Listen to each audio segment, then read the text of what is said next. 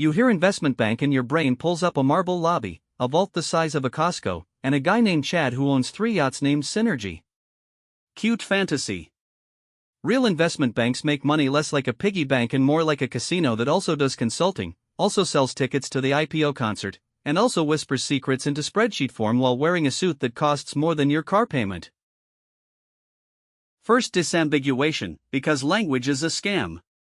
Your neighborhood bank takes deposits, makes loans, and sells you a checking account that charges $12 for the privilege of existing. An investment bank is a different animal. It advises, underwrites, trades, and collects fees from companies, governments, and rich people who think a pitch deck is a personality. Same word bank. Different business. Different vibe. Different bonus. Revenue stream number 1 is the classic flex, mergers and acquisitions advisory. 2 companies want to merge, buy, or divorce in public. The bank shows up with models, meetings, and the sacred phrase strategic rationale. Then it invoices a fee that looks like a typing error until you remember the deal size has more zeros than your group chat has unread memes. Advice is the product. Closure is the payday. Drama is free marketing. Underwriting is the concert ticket printer. Company wants to sell stock in an IPO or follow-on. Bank builds the book, prices the dream, roadshows the story, and takes a cut of the money raised. Same energy for bond offerings. The issuer gets capital. Investors get paper. The bank gets a fee and a chance to look important on CNBC while pretending pricing was science and not a group chat with anxiety. Debt capital markets is the quieter cousin that still eats.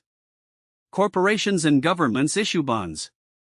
Banks arrange the deal, syndicate the buyers, and skim economics for structuring and distribution. Rates move. Spreads move. The fee still finds a way. Boring to civilians. Sacred to treasurers.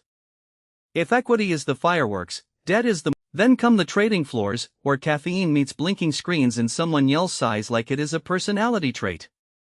Market making means the bank stands ready to buy and sell so clients can move. The bank earns the spread between bid and ask, plus flow information that is not insider trading if you say market color with enough confidence and a compliance sticker on your soul. Agency trading is the polite version. Client wants to buy or sell. Bank executes. Commission or spread shows up. Proprietary trading was the chaotic era where the bank bet its own money harder, until regulation and trauma made everyone pretend they only facilitate now. Reality is a spectrum. Marketing is a press release. P&L is the receipt that does not care about your LinkedIn. Sales and trading is relationship theater with a Bloomberg terminal. Salespeople call clients. Traders manage risk. Research writes notes that somehow always discover the company is interesting right when a deal calendar needs oxygen. Soft dollars, soft power, soft ego. The point is flow. Flow pays. Flow also means you answer the phone at weird hours because markets do not respect your sleep schedule or your avocado toast. Asset management and wealth are the recurring subscription vibe. Manage money for institutions or high net worth humans, charge a % of assets, and pray markets go up so AUM does not shrink while you still look busy. Hedge funds, mutual funds, private wealth desks. Different logos. Same religion, assets under management times fee equals why the building has better coffee than your office. Prime brokerage is the hedge fund hotel. Financing, custody, leverage, stock loans, and a smile that says we love your alpha. Banks make money on spreads, financing, and services that keep funds glued to the platform. When hedge funds sneeze, prime brokers feel it. When markets melt, everyone suddenly remembers risk management exists and was not just a PowerPoint. Lending and balance sheet games still matter even when the brand says investment. Bridge loans for deals. Warehouse lines. Repo markets that move trillions while normal people argue about oat milk. Interest income and structuring fees show up. Leverage multiplies both genius and regret. History has receipts. Some of them are labeled 2008 and still give compliance officers night terror. Cross-sell is the secret sauce corporate America pretends is synergy. advise the merger. Then underwrite the financing. Then trade the stock. Then manage the executive wealth. Then invite everyone to a conference in a city with good steak. One client relationship becomes 5 revenue lines. The pitch says one-stop shop. The P&L says please never leave our ecosystem, we have snacks. Bonuses are the cultural meme that made investment banking famous with people who will never work there. Huge upside in good years. Brutal hours. Hierarchy spicy enough to season a burrito. Analysts discover that Excel is a lifestyle. Managing directors discover that golf and deal flow are somehow the same sport. The firm makes money. Humans extract a shocking percentage of it before taxes and therapy. Risk is the villain everyone ignores until the villain books a meeting. Markets gap. Clients default. Models lie politely.